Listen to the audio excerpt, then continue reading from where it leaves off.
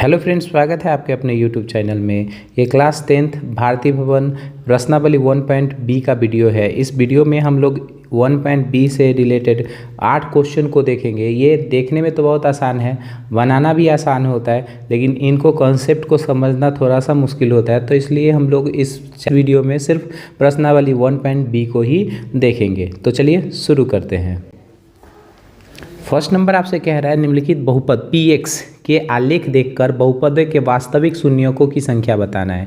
यानी आपको इस फिगर देख के आपको बताना है कि शून्यक इसमें कितना है, नंबर ऑफ जीरोज जो होंगे वो कितने होंगे। अगर आपको शून्यक नहीं समझ में आता है तो आप लोग जाके सबसे पहले एक वीडियो अपलोड है, इंट्रोडक्शन वीडियो, जिसमें आपको शून्यक से संबंधित हर एक बातों को समझाया गया है। आप जाकर पहले उस वीडियो को देख ले, फिर इस वीडियो को समझना आसान हो जाएगा।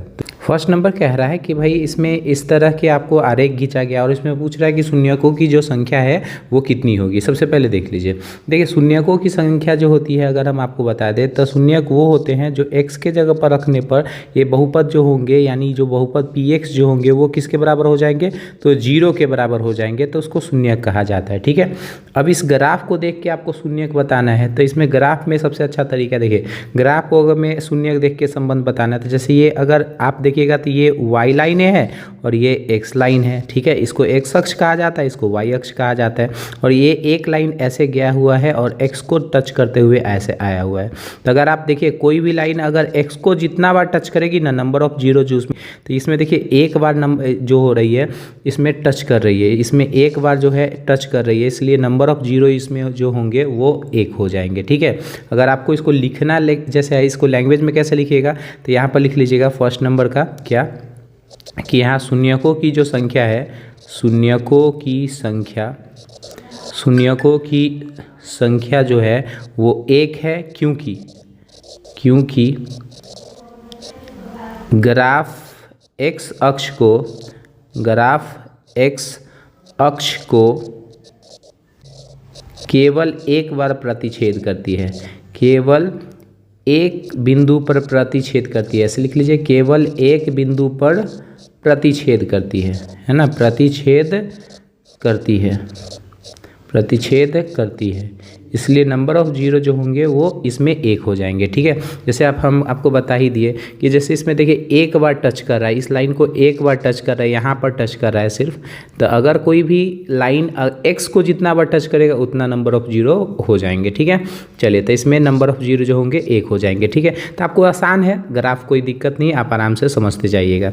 जैसे फिर इसमें देखिए ये y लाइन है और ये x लाइन है। ठीक है, और इसमें ये लाइन जो है ये x को टच करना चाहिए, y से कोई मतलब नहीं है, y को टच करे उससे कोई मतलब नहीं है, x को टच करना चाहिए। तो देखिए x को यहाँ एक बार टच कर रहा है ना, यहाँ पर देख लीजिए, यहाँ पर एक टच कर रहा है और एक बार यहाँ पर टच कर रहा है। कितना बार टच कर रहा है, तो 2 बार टच कर रहा है, 2 बार स्पर्श कर रहा है। तो इसमें नंबर ऑफ जीरो जो हो जाएंगे वो 2 हो जाएंगे। ठीक है, नंबर ऑफ जीरो जो होंगे वो 2 हो जाएंगे। अगर लिखना है तो फिर हम आपको वही 2 नंबर में बोलेंगे, जैसे हम आपको फर्स्ट नंबर लिखे थे उसी तरह से आपको लिख लेना है, या लिख लीजिएगा शून्यकों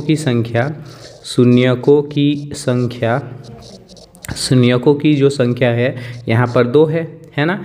क्योंकि अगर पूछे तो यहाँ पर लिख दीजिएगा क्योंकि है ना, क्योंकि ग्राफ x अक्ष को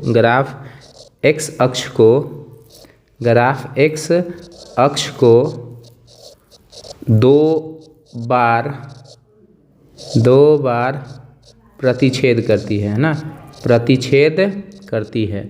तो भाई आपको जितना बार x लाइन को प्रतिच्छेद करेगी उसमें नंबर ऑफ जीरो जो हो जाएंगे उतनी ही हो जाएगी। तो इसमें नंबर ऑफ जीरो जो हो जाएंगे 2 हो जाएंगे। ठीक है, चलिए तीसरा नंबर क्वेश्चन देख लीजिए। जैसे तीसरा नंबर देखिए, यहाँ पर एक बार टच कर रहा है, यहाँ पर टच कर रहा है और एक बार यहाँ पर टच कर रहा है। तो इसमें नंबर ऑफ जीरो जो हो जाएंगे वो कितने हो जाएंगे, 3।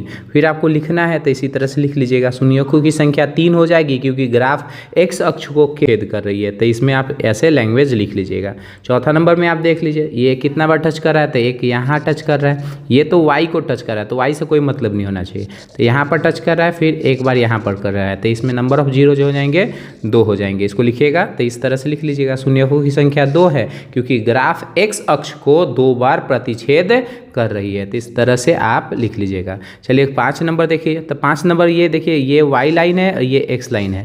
तो हम आपको बोले कि कोई लाइन वाई को टच करे, उससे कोई मतलब नहीं, एक्स को टच करना चाहिए। तो ये लाइन देखिए वाई को ऐसे छूते हुए जा रही है, वाई से होते हुए जा रही है, एक्स को तो कहीं छू ही नहीं रहे। तो इसमें नंबर ऑफ जीरो जो हो जाएंगे 0 हो जाएंगे। ठीक है, नंबर ऑफ जीरो जो होंगे 1 भी नहीं होंगे। लिखिएगा शून्यकों की संख्या 0 है क्योंकि ग्राफ एक्स अक्ष को वो एक बार भी प्रतिच्छेद नहीं कर रही है। तो इस तरह से आप लैंग्वेज लिख लीजिएगा। चलिए इस क्वेश्चन को देख लेते हैं 6 नंबर। तो यहाँ पर देखिएगा, तो यहाँ पर ये तो वाई को टच कर रहा है और यहाँ पर एक बार एक्स को टच कर रहा है। तो नंबर ऑफ जीरो जो हो जाएंगे इसमें 1 हो जाएंगे। फिर आपको लैंग्वेज 1 नंबर जैसे लिखाया गया है उसी तरह से आप लिख लीजिएगा। चलिए इसमें देखिए, तो इसमें अगर देखिएगा तो यहाँ पर भी आपको एक बार वाई एक्स को टच कर रहा है, वाई तो यहाँ टच कर रहा है, तो वाई से कोई मतलब नहीं होता है, हमें एक्स से मतलब है। तो एक्स को कितना बार टच कर रहा है, 1 बार टच कर रहा है। तो इसलिए नंबर ऑफ जीरो जो हो जाएंगे इसमें 1 हो जाएंगे। ठीक है, इसमें नंबर ऑफ जीरो जो हो जाएंगे कितने हो जाएंगे, 1 हो जाएंगे। चलिए हम आगे क्वेश्चन देख लेते हैं। आगे अगर देखिएगा इसमें, तो यहाँ पर देखिएगा 8 नंबर लास्ट क्वेश्चन है। 8 नंबर में कि यहाँ पर एक बार टच कर रहा है, एक बार यहाँ टच कर रहा है और ये तो वाई को टच कर रहा है, तो वाई से कोई मतलब नहीं, यहाँ पर फिर एक्स को टच कर रहा है। तो इसमें कितना बार टच कर रहा है, तो 1 बार 2 बार 3 बार। तो इसमें नंबर ऑफ जीरो जो हो जाएंगे वो 3 हो जाएंगे। तो लिख दीजिएगा शून्यकों की संख्या 3 है क्योंकि ग्राफ एक्स अक्ष को ये 3 बिंदु पर प्रतिच्छेद करती है या 3 बार प्रतिच्छेद करती है। ठीक है, तो इस तरह से आप इसको लिख दीजिएगा। चलिए अब एक बात हम आपको बता देते हैं। नॉर्मली ये तो आसान है, बना लीजिएगा, लेकिन इसमें मेन दिक्कत होता है कि हम ऐसा क्यों ऐसा कहते हैं कि एक्स लाइन को टच करेगा तो उस नंबर ऑफ जीरो होंगे उतना हो जाएंगे। चलिए हम इसको भी एक्सप्लेन करके आपको दिखाते हैं क्यों ऐसा कहा जाता है कि एक्स को टच करने पर इसका नंबर ऑफ जीरो होते हैं। ऐसे हम इसको समझा देते हैं आपको। चलिए हम एक एग्जाम्पल लेते हैं और फिर इस एग्जाम्पल से हम आपको समझाते हैं। ठीक है, चलिए हम एक कोई एग्जाम्पल ले लेते हैं। जैसे मान लीजिए हम कोई एग्जाम्पल ले लेते हैं, 2x + 1 बराबर कुछ जीरो नहीं, कुछ नहीं तो हम जीरो मान लेंगे। ठीक है, ये हमारा एक वही बहुपद है, 2x = 1। ठीक है, ये हमारा एक बहुपद है, एक रैखिक बहुपद है।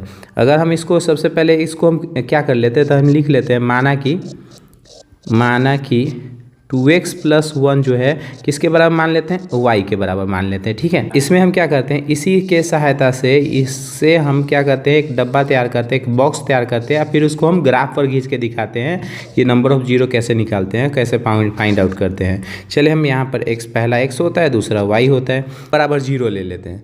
तो x बराबर 0 लेते हैं तो इसमें सॉल्व करते हैं।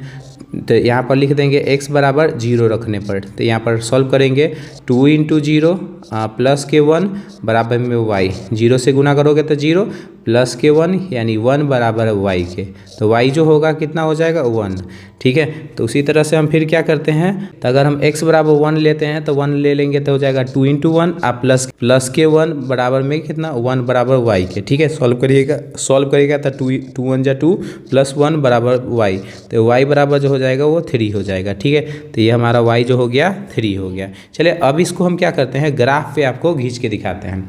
चलिए हम इसको ग्राफ खींच लेते हैं। तो हम पहले एगो y लाइन खींच लेते हैं और एक जो होता है x लाइन खींच लेते हैं। ठीक है, एक x लाइन एक y लाइन आपको खींच लेते हैं। अब इस जो हमारा डब्बा है, ये मान जो सारणी है, इस मान सारणी को इस ग्राफ पे हम खींच के आपको दिखाते हैं। मूल बिंदु हो गया और ये हमारा x अक्ष, ये हमारा x डैश, ये y और ये y डैश। चलिए यहाँ से निश्चित दूरी आप मान के यहाँ पर जैसे ये 1, ये हो गया हमारा 2 और ये हमारा हो गया 3। ठीक है, उसी तरह से आपको इधर 1 + के 2 और ये +3, यहाँ पर -1, ये -2 और ये -3। ठीक है, -1 -2 -3। अब चलिए हमको जो खींचना है वो हम खींच लेते हैं।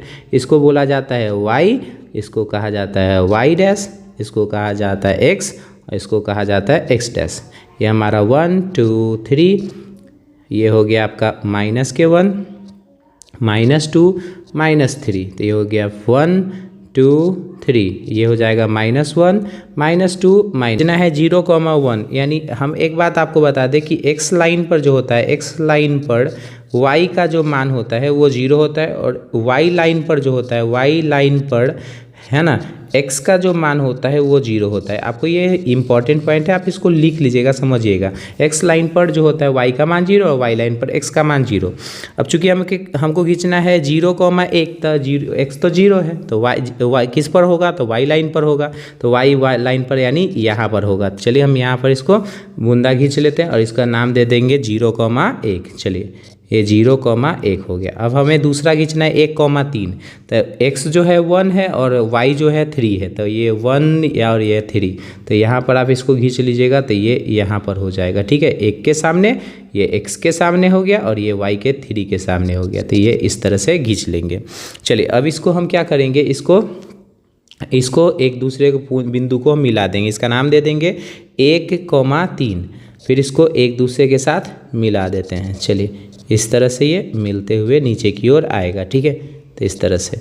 अब इसमें अगर देखिएगा तो x लाइन को कहाँ टच कर रहा है, तो यहाँ पर टच कर रहा है। देखिए x लाइन को यहाँ पर टच कर रहा है, यहाँ पर टच कर रहा है, यानी माइनस के 0.5 पर टच कर रहा है। ठीक है, तो अगर आप इसका शून्यक भी निकाल लीजिएगा, जैसे मान लीजिए हम क्या लिए थे बहुपद 2x + 1 बराबर में कितना 0, तो इसका शून्यक निकालिएगा, तो यानी x का वैल्यू निकालिएगा, तो ये हो जाएगा 2x बराबर माइनस के प्लस के 1, उधर जाके माइनस के 1, और x बराबर जो होगा माइनस के 1/2, यानी 0.5 माइनस के 0.5 देख लीजिए, यहाँ पर माइनस के 0.5 है ना, तो वही जो होता है जिसमें रैखिक, देखिए ये रैखिक बहुपद है, तो इसमें नंबर ऑफ जीरो कितने होंगे, अधिकतम 1, तो इसमें देखिए यहाँ पर नंबर ऑफ जीरो जो होंगे 1 हो जाएंगे, और जो हमारा शून्यक होगा वहीं पर आपको वो x लाइन जो होगी, x लाइन पर वहीं पर टच करेगी। ठीक है, इसलिए इसमें देखिएगा इस तरह से, इसमें नंबर ऑफ जीरो जो होंगे 1 होंगे, और जहाँ पर टच कर रहा होगा उतना ही इसका शून्यक होगा। ठीक है, तो इस तरह से हम अगले पार्ट में हम लोग 1C को देखेंगे।